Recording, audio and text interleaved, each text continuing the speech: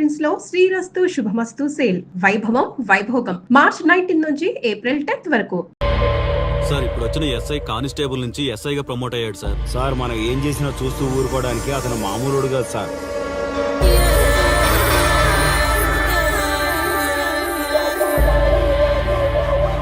అతను మనకు అలవాటు అయ్యేంత వరకు మనం కొంచెం కంట్రోల్లో ఉందాం సార్.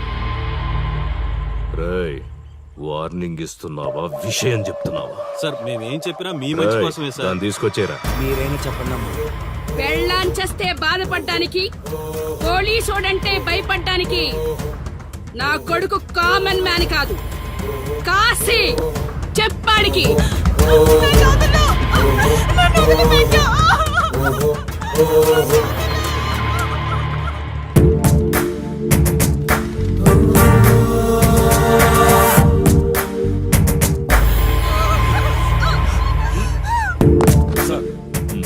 మీరున్నారంటే ఇక్కడ ఎంక్వైరీ చేయడానికి వచ్చాం సార్. కాశీ అంటే ఎవడెక్కడ? నా కొడుకు ఊళ్ళో లేడు. వస్తే కౌరెడతా, అప్పుడు రా. కనిపిస్తే అరెస్ట్ చేసి నీకు కబురెడతా, అప్పుడు నువ్వే రావాలి. నీ పెంపకం కరెక్ట్ కాదు. పదండి.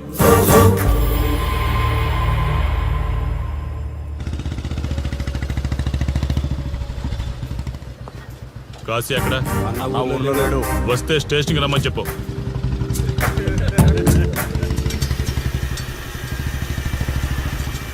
కాశీ ఉన్నాడా? ఇక్కడ లేడు. ఏమిటి సార్ ఆలోచిస్తున్నారు? ఆ కాశీ గురించేనా? మీరు ఈ ఊరికి కొత్త సార్. మీ కొత్తగా ఉంటుంది, వింతగా ఉంటుంది. మాకంతా అలవాటైపోయింది సార్. సార్, ఇతనిపై 120 కేసులు పైగా ఉన్నాయి సార్. అవి ఈ కాగితాలకే పరిమితమైనాయి సార్. ఈ పార్వతీపురం మండలంలో ఏ రాజకీయ నాయకుడు గెలవాలన్నా ఇతని మద్దతు తప్పనిసరి సార్. ఇతను 10 సార్లు గంజాయి స్మగ్లింగ్ చేస్తూ దొరికాడు సార్. పైగా 20 సార్లు దొంగ నోట్లు ముద్రిస్తూ పట్టుబడ్డాడు సార్. అంతెందుకు, మీరు అరెస్ట్ వారెంట్ పట్టుకుని తిరుగుతున్నారే, ఇలా చాలా మంది తిరిగారు సార్. కుదిరితే కొన్నాడు, కుదరకపోతే కొట్టాడు. మనకు కుటుంబాలు ఉన్నాయి సార్. నీ పేరుంటేనే వణుకు పుట్టాలన్నా.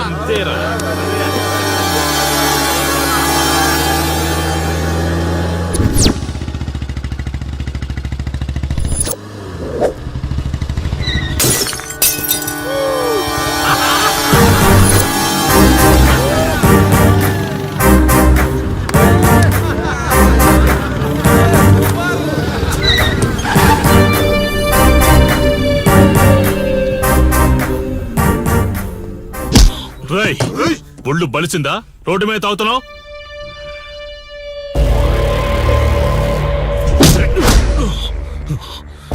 ఈ నర్సీపురం ఊర్లో కాశీ ఒంటి మీద చెయ్యేశావంటే ఘాటికి టికెట్ కన్ఫర్మ్ అయినట్టే. కరెక్ట్ గా దొరికావురా.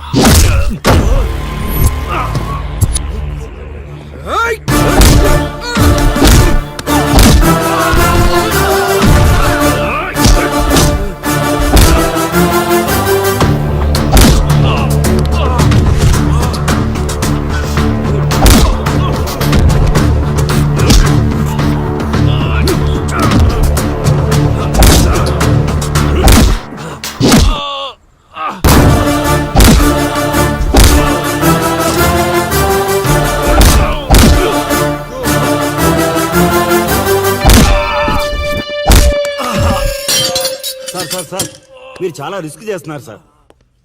నేను డ్యూటీ చేస్తున్నాను. 3 రోజులు గవర్నమెంట్ హాలిడేస్. నేను వైజాగ్ వెళ్తున్నాను. కాశీ అంటే భయపడే వాళ్ళని ఇంటికెళ్ళి భజన చేసుకోమని చెప్పండి. తిరిగి వచ్చాక వాడిని కోర్టులో ప్రొడ్యూస్ చేస్తాను. వాడిని వదిలే ప్రసక్తే లేదు. నమస్తే సార్. ఎక్కడ మీ ఎస్ఐ? వద్దా? ఎందుకు వద్దన్నావు కాశీ? చెత్త నా కొడక, ఊర్లో కాశీని విధవం చేసి వదిలేద్దామనుకుంటున్నావా? కాశీ పేరు వింటేనే ఊళ్ళో ఉచ్చ పోసుకునేవాళ్ళు, కానీ ఇప్పుడు కాశీ ఫోటో కనిపిస్తే ఉచ్చ పోసేలా చేశాడు. ప్రాబ్లం నాది, పోయిన పరువు నాది. నేను చూసుకుంటాను పో.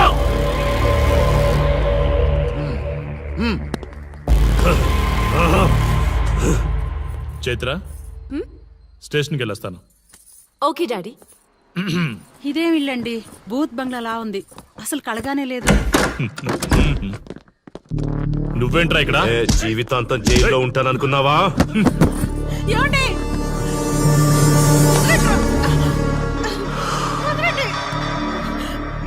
ఒంట్లో అసలు అందమే లేదురా. రాయ్ ఏంట్రా వాగుతున్నావు? డాడీ ఏమండి? చైత్ర హే, మా డాడీని వదలండి వదలండి వదలండి. ఒక్క నిమిషం ముందు అబద్ధం చెప్పాన్రా. అందమంతా నీ ఇంట్లోనే ఉంది. ఏయ్, ఎవరికెంత కసుందో తీర్చుకొని వచ్చేయండి.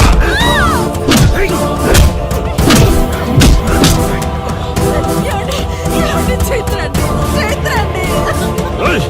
డాడీ డాడీ వదలు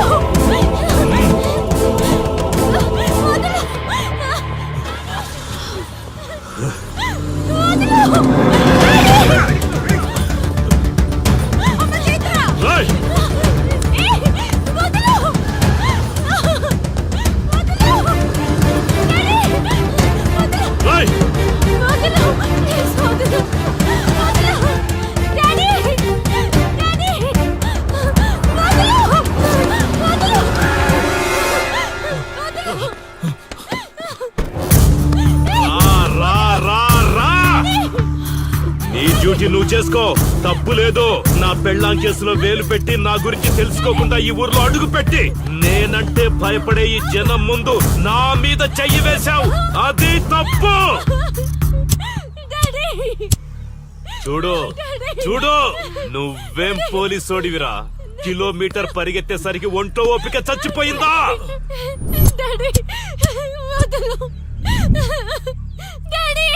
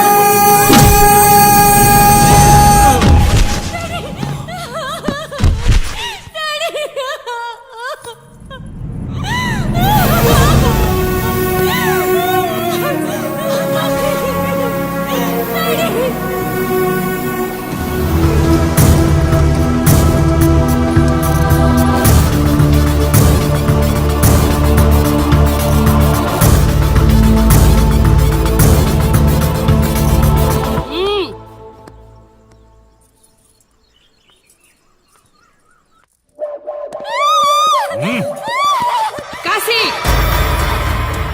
నొప్పి ఒక్క రోజు తెలిస్తే చాలదు. నువ్వు 3 రోజులు జైల్లో ఉన్నావు. అది జీవితాంతం మన ఇంట్లో బందీగా ఉండాలి.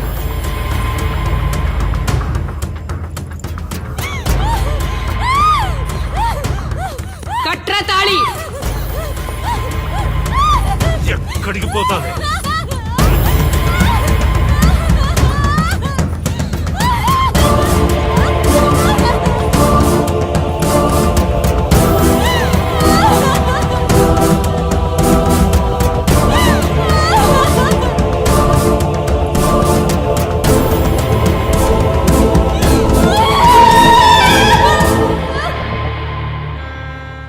ఆ దుర్మార్గుడి నుండి తప్పించుకుని నా దగ్గరకు వచ్చింది. ఆ తర్వాత నీకు తెలిసింది.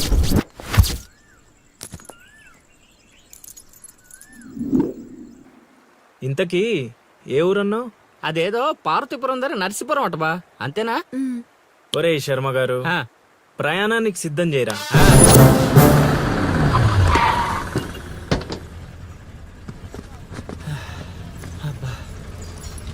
బా, ఊరు చాలా పెద్దదిలా ఉంది. ఎక్కడైనా ఎతుకుతాం? రే శర్మ గారు, నడవడానికి కాళ్ళు, తిరగడానికి ఓపిక 2 ఉన్నాయి కదా. ఐసులా పోనే.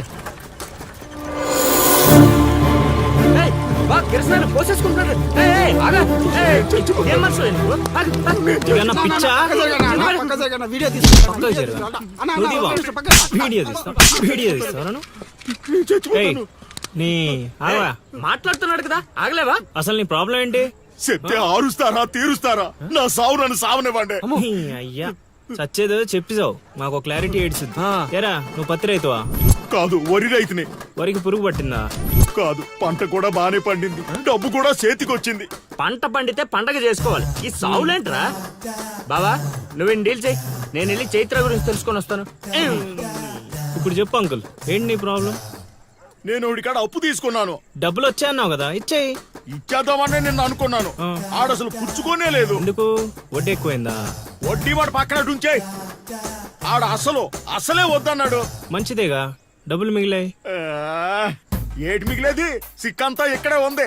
ఊరు అమ్మోరు పండుగ మొదలై 3 రోజులు అయింది. అయితే ఏటైతే ఆడి దగ్గర అప్పు తీసుకున్న వాళ్ళందరి ఇంటి ముందుని రోజుకు ఒక డ్రామా వేస్తున్నాడు. అదిగో టెంట్ కూడా రెడీ అయిపోయినది. టెంటేస్తే అది నీకు టెంట్ లాగా ఉందా, నాకు పాళ్ళలాగా ఉంది. అర్థం కాలేదా? రా చూద్దుగానే. అదిగో చూడు, ఇదిగో ఇది పరిస్థితి. నేను నీ ఇంటి ముందు వేసినారు, ఇవాళ నా ఇంటి ముందు వేస్తున్నారు. ఏవే ఆ కిరసనాయిల్ డబ్బా అటుకురా. ఎవడరా బాబు, జనాలు సావక ముందనే సమాధులు ఎక్కిస్తున్నాడు. ఎందరెందరో మహానుభావులను పొట్టన పెట్టుకున్నావు శ్మశానమా, నీకు ఇసుమంతైనను జాలి లేదా? ఎన్నో ఏండ్లు గతించిపోయినవి కానీ ఈ శ్మశాన స్థలిన్ కన్నులు మొచ్చిన మందభాగ్యుడు ఒక్కడైనను లేచిరాడు. చల ఆహా హార్మోనియం పద్యం రక్తి కట్టే సమయంలో దగ్గి డిస్టర్బ్ చేశావు కదరా ఎద్దవ్వా.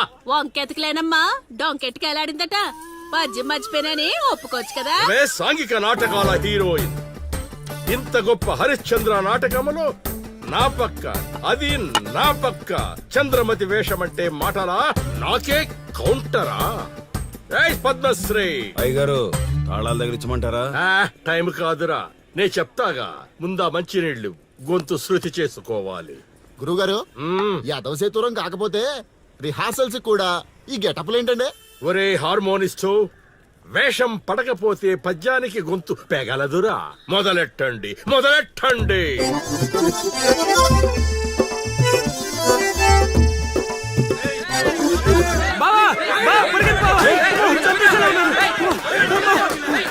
ఏం చేసావురా? నేనేం చేయలేదు బావా. ఈ ఊళ్ళో చైత్ర అనే అమ్మాయి ఉంది, మీకు తెలుసా అని అడిగా. అంతే, చైత్ర అంటే చిత్ర అని వినిపించిందట. దాని పిల్లవట బావా. అరే శర్మగా, నీ ఎంత పని చేశారా? చైత్రాన్ని చిత్ర అనుకుంటేనే 10 కిలోమీటర్లు పరిగెత్తించారు బావా. ఇంకా నయం, డైరెక్ట్ గా వెళ్ళా కాశీగాడిని అడగలేదు. కూర్చోబడిపోతుంది బావా. చైత్రాన్ని వెతికే రూట్ ఇది కాదురా. మరేంటో తమరే చెప్పండి బాబు.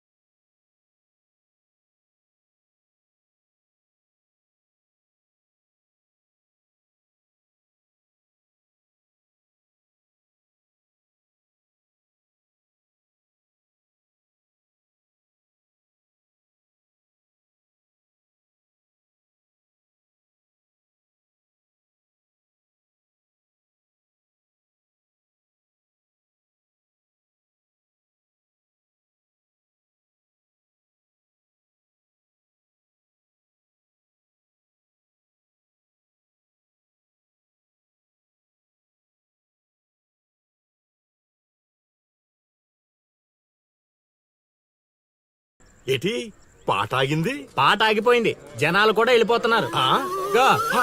అలా కొయ్యిలా నిలబడపోతే 10 రూపాయలు ధర్మం చేయొచ్చు కదా. హతవిధి కళాకారుడు యాచించుటయా? కళామ తల్లికి తీరని అవమానము కదా. అంటే ఆ రోజుల్లో రాముణ్ణి వెతుక్కుంటూ లవకుశులు ఆ ఊరు ఈ ఊరు గానం చేసుకుంటూ తిరిగారు కదా. మేము కూడా ఓ కళా పిశాచి ఉన్నాడని. కళా పిశాచి కాదు, పిపాసి.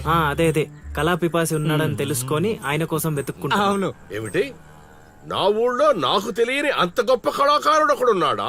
ఉన్నాడు సార్, పిచ్చప్పారావు అని, అలియాస్ సుయోధన సార్వభౌముడు. నిజంగానే పిచ్చప్పారావు బా. ఎందుకు సార్ అలా ఏడుస్తున్నారు? 10 రూపాయలు అడిగామా నేనా? వద్దులేండి సార్. ఆగండి నాయనా. మీరేటండి, అసలే మాకు టైం లేదు. పక్క వీధికి వెళ్ళి అడుక్కోవాలి. నీకు అవసరం లేదు నాయనా. ఈ రోజు మొత్తం కలెక్షన్ మీరే ఇచ్చేస్తారా? కాదు నాయన, మీరు వెతుకుతున్న ఆ పిచ్చి అప్పారావు అలియాస్ సుయోధన సార్వభౌముణ్ణి నేనే నాయన. ఆ? బాబు గారు లేవండి లేవండి లేవండి, అవసరం లేదు నాయన. ఏ మా కోసం మీరు అడుకుంటారా ఏంటి? లేదు లేదు, మీ ఆకలి నేను తీరుస్తాను. ఒరే పద్మశ్రీ, అయ్యగారు తాళాలు తగిలించమంటారా? ఇప్పుడు కాదురా, ఇంకా దానికి టైం ఉంది. ముందు వాళ్ళ దగ్గరున్న వాయిద్యాలు తీసుకో. ఇప్పుడు వాళ్ళు మన అతిథులు, అర్థమైందా? రా. ఇంతకీ మన దేవురు నాయనా? సిల్కలూరుపేట. ఓహో, అవును, అక్కడ కళాకారులు ఎక్కువే. అవునవును, అక్కడ అన్ని రకాల కళాకారులు ఎక్కువే. అవును, ఈ లవకుశులుగానే ఎందుకు చేయాలనుకున్నారు? ఏ రాముడు కృష్ణుడు చేయొచ్చుగా. అంటే చిన్నప్పటి నుంచి అలవాటు చేసుకున్నాను సార్. వయసు పెరిగిన కొద్దీ మీసాలు గడ్డాలు పెరిగిపోయాయి. అవునండి, వాటికి ఎరువులు వేయాల్సిన అవసరం గానీ నీళ్లు పోయాల్సిన అవసరం గానీ ఉండదు కదండి, వాటంతటో పెరుగుతుంటాయి. అవునయ్యో, ఈ ఊరంతా నా కళకు అభిమానులే. నా అంత గొప్ప కళాకారుడు కావాలంటే మీరు కూడా నాతో ఉండిపోండి. సార్ ఆ ఇల్లు ఎవరిది సార్? ఏది అదా? కాశీ అని మా బంధువుల ఇల్లే. ఓహో. అదిగో ఎదురుగా వస్తోంది అమ్మవారి ఊరేగింపు, ఆ ఇంటికే వెళుతోంది. చూడు బాబు, ఇదే మా ఇల్లు. ఈ కళాపిపాసి ఆహ్వానాన్ని స్వీకరించండి. రండి. సార్ ఇవన్నీ మీకొచ్చినవేనా సార్? కొన్ని తెచ్చి పెట్టుకుంటే నీకు కూడా వస్తాయి బాబు. పార్వతి, కళని కళాకారుల్ని అవమానిస్తున్నావు. అలానే కదా బంగారు ప్రాసుల్ని కాస్త దాన్ని ప్రాసులు చేసేశారు. ఆ ధాన్యాన్ని బియ్యం చేసి తింటేనే కదమ్మా బంగారమైన సంపాదించగలం, లేదా బంగారంలో బతకగలం. సెహబాష్ సెహబాష్, నీ మాటతోనైనా కొందరి కళ్ళు తెరుచుకోవాలి. అన్నట్టు వీళ్ళు ఆ అర్థమైంది. ఏమే ఇంకో ఇద్దరు కంట వండి పడే తినిపోతారు. సత్రంలో తయారైంది కొంప. ఇది 1980లో వచ్చింది, ఇది 90లో వచ్చింది. సార్ ఇవన్నీ మనకొచ్చినవని చెప్పుకోకపోతే బతకలేదు సార్.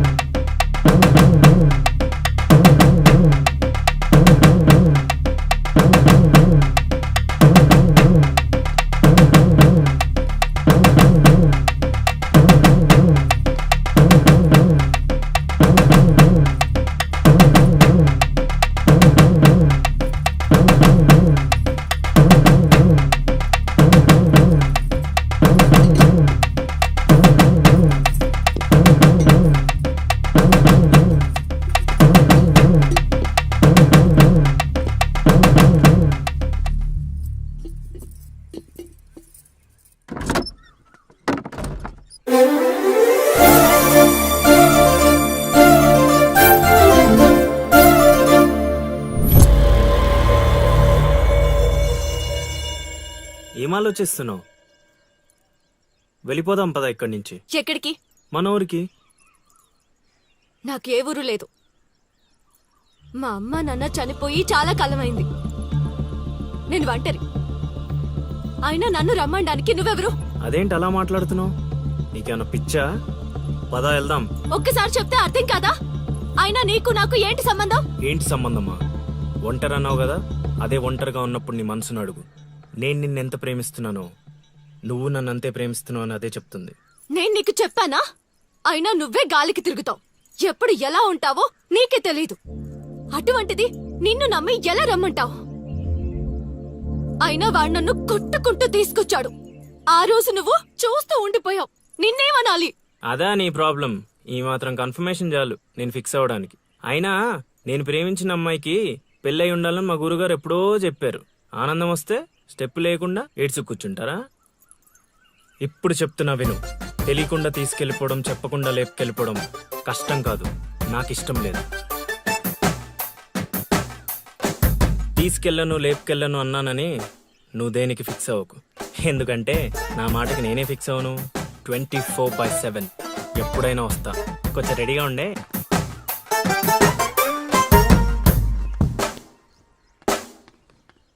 రే కాశీ, ఇంట్లో దేవుడున్నాడు. ఈ 10 రోజులు పద్ధతిగా ఉండమని చెప్పా నీకు.